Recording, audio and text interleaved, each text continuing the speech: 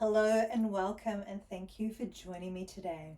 My name is Anna Barker and I am a subtle energy practitioner or energy medicine practitioner and yoga instructor, and I'm working to merge those practices together.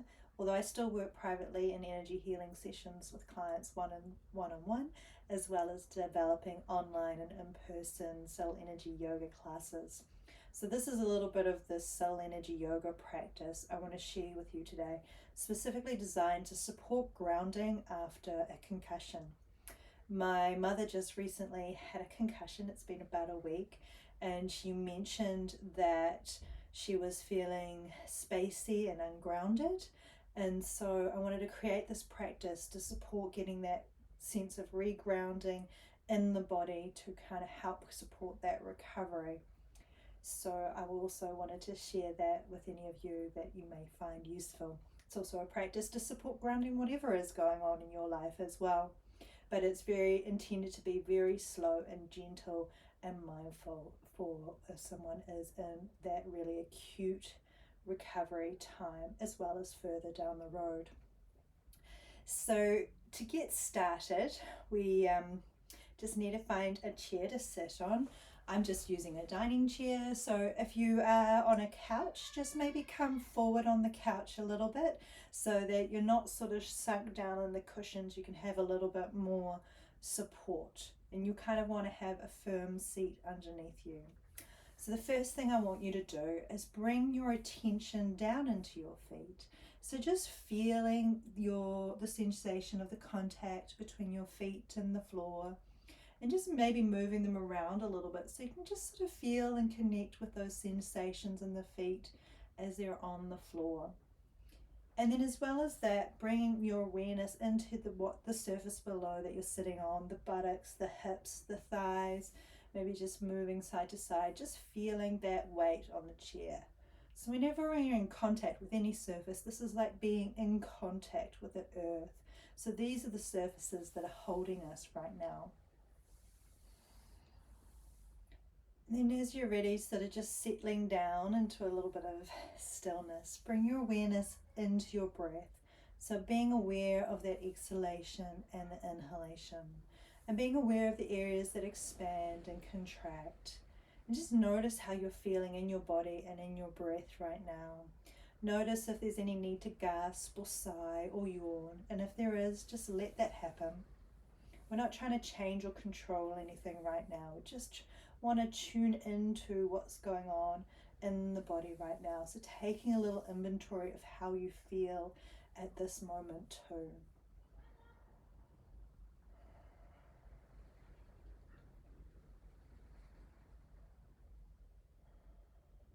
And once you've done that, now begin to work on lengthening the inhale and the exhale.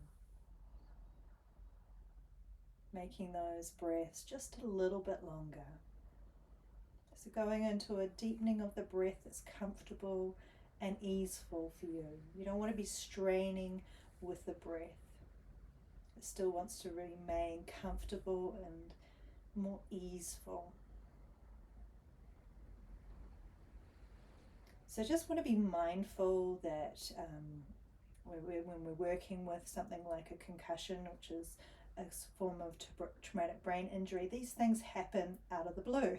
You don't see it coming. So there is a trauma and the impact there, and that can get into the nervous system. It creates a big contraction within the whole body. So sometimes as you're aware of the breath, I'll invite people to close their eyes. So if you like, you could do this, or you may find it's better just to keep them open. Because when there's been a big, strong and recent shock to the body, when we close the eyes, that can create a sense of fear, a lack of safety. And we want to maintain a sense of safety in the body to help soothe and ease the nervous system as well. So just be really mindful if you do feel those sensations. Make sure to open the eyes, or at any point, you can step away from this practice and come back to it later, or just leave it totally behind. Just got to do what works for you, and just remember to treat yourself with care and kindness. And if you need to at any points, also with keeping the eyes open, you can keep orientated to your space, looking around into the walls, into the corners, onto the floor, just to make sure you're still orientated to your environment. So that can be another helpfulness step if there is feeling of spaciness. It's just to reconnect with the surfaces and your environment by looking around you and registering where you are. Now that you've lengthened the breath, we're going to move into a little bit of movement with a seated cat-cow. So on our exhale, we're just going to round the spine backwards and just let the neck move with where it feels right for you. If there's issues within the neck from impact of the head injury, just be really mindful of how much you move the neck. So just see what works. You're the only one that can feel your body, so you have to pay attention to that, and that'll dictate how far you go into it and how, or just a little bit. And it doesn't, as long as you're doing a little bit, you're just creating a little bit of movement and spaciousness in the body. And then on the inhale, we're going to lean forward and gently bend backwards. So again, here, especially being mindful of that neck.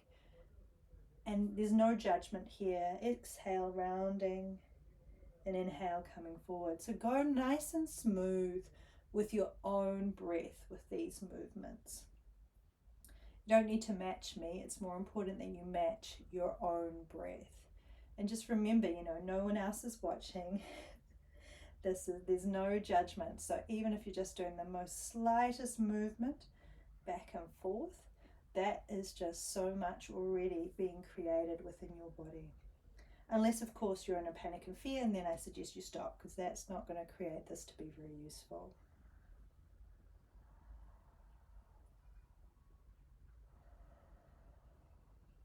And then finishing your one you're on and coming back to center. And then we're just going to drop one hand to one side and do a side stretch. So this time as we inhale, lifting the arm up, bring it straight up above us, and then on the exhale, leaning over to the side. So opening up the side ribs and give a bend to the side. Then inhale, coming back up and exhaling down. And then if you have problems in the shoulder, you can do this. Bring the hand in behind as you inhale. You might have to slip forward a little bit, and then just exhale, leaning over to the side, and then inhale back up. Now release the hand, inhale up the other side, exhale to the side, inhale back up, and exhale down. Inhaling up, exhaling to the side, inhale back up, and exhale down. So inhaling up, exhaling to the side, inhale back up, and exhale down. Last one, inhaling up, exhaling to the side, inhale up, and exhale down. And then we're just going to do a little bit of a twist. So we're going to use one hand on opposite knee to work as a lever, and then inhale, and then exhale, let the other hand guide you around, look over your shoulder. And then inhale, coming back to center, swapping sides, using the other hand as a lever to help support you to look over the shoulder on the exhale. Inhale, back to center, exhaling out to the other side. Inhale, back to center, exhale to the other side. Inhale, back to center, exhaling, and this time just holding it here for a breath. So inhale, and then take another nice long exhale. And then inhaling back to center. Exhale to the other side.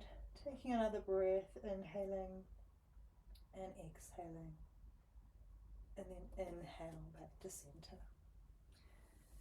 So just nicely move the spine in all directions. And here you might just take one more exhale and rounding the spine back.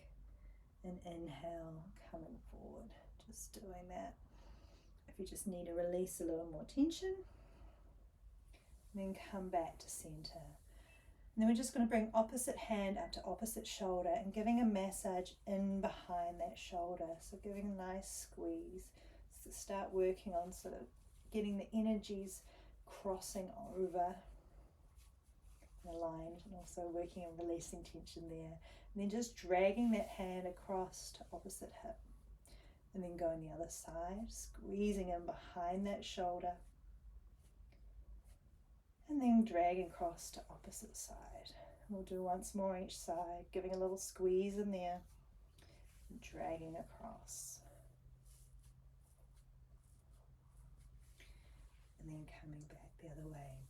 Then we're just going to bring our fingertips up to the cheekbones and just start giving little gentle presses, a little gentle massage.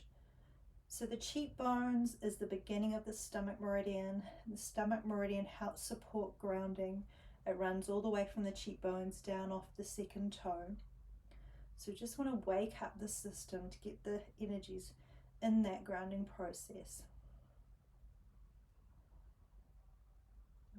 And then we're going to trace the stomach meridian all the way down to the feet. So we're going to help ground our energies back down into the earth through the stomach meridian from the brain, from the head. So with that, doing a few more just little pulses and presses. So as we do that, we're going to inhale through the nose and do a couple of exhales out the mouth. So inhaling through the nose and exhale out the mouth. And then we're going to trace that down, so coming down the cheeks, over the center of the head, down either side of the nose, down the chin. And then when we reach the collarbones, coming out, going across the chest, coming back in at the lower ribs, coming back out at the hips, across the front of the thighs, down the front, then a little boop up, and then back down. And if you can't reach all the way to the toes, just imagine the rest of the energy or the movement going down and across the feet and off that second toe, if you can't reach that. Otherwise, if you can, move that all the way down. Then we're going to pick up a foot and give it a little bit of a massage. So obviously our feet, these are our main support structure of the rest of our body. They do a big job of supporting and moving as we move around on this earth. So also the feet, the hands, the ears and reflexology, these connect with every organ of the body. There's also the maps through the brain. So, every little time or every movement in our body, pressing on the feet, we're activating little cells within the brain at the same time. So just want to wake those up and give a little extra massage to that second toe. Make sure to do a little pinch off the end of that toe. So also we want to wake up those connections between the feet and the brain, just helping get all those energies running, systems interacting. And then I want you coming to the base of the foot. So as I pull back, going down between the second and third toes. So when we reach that little soft part at the bottom, very base of the ball, so not on the hard skin of the ball of the foot, but just underneath there's that little spot. And I want you to rub and press on that spot. So this is the K1 meridian point, so it's the beginning of the kidney meridian. This also connects to the grounding of our electromagnetic systems. And in galvanic skin response tests they did over the whole body, this is the most conductive part of our body. So this is where one of the main parts where we connect with the earth and we begin that exchange of negative and positive ions, particularly bringing the negative ions that sit on the surface of the earth into our body. So what can also happen, and I've talked about this in a previous video around grounding, is our polarity can get mixed up. So normally our south side is at our feet and the north at the head. So if what we want to do as well, help support the polarity, is just move the hand up and down on the foot. Our hands are electromagnetic, always give them a little rub and a flick to help that out. And so they can connect with the electromagnetic field of our body and help correct it. And then keep giving a little massage to that K1 point. And you might want to give a little rub, a little squeeze. So as we lower our foot down, just giving a little squeeze up through, especially giving a little squeeze to the center line of our inner leg. As you get up there, and just doing a little squeeze all the way up the thigh. It's just nicely sort of helping wake up that circulation back through the body. And then we'll pick up our other foot and giving a nice good massage into that foot as well. So moving all over the foot, and again remembering giving a little bit extra to that second toe, making sure you pinch off the end of that second toe, so help connect with and release stuck energies. So energy can really get stuck around the hands and the feet, So today I'm just focusing a bit more on the feet and making sure to then rub that K1 point as well.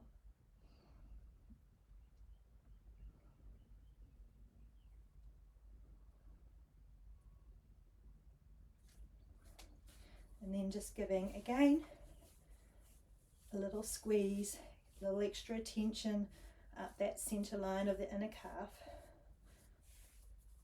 And then a leg, and then a little squeeze all the way up. So waking up that, especially when we're ungrounded, there's not so much communication between the upper body and the lower body. It's like everything gets cut off the hips. So it just helps to open that up. And then just picking up the other foot once more, and we're going to trace the kidney meridian. So bringing do a little pulse at that K1 point again. Then we're going to use the fingertips of the hands, so you can use a few fingers, making sure we cover the meridian so it doesn't have to be perfect.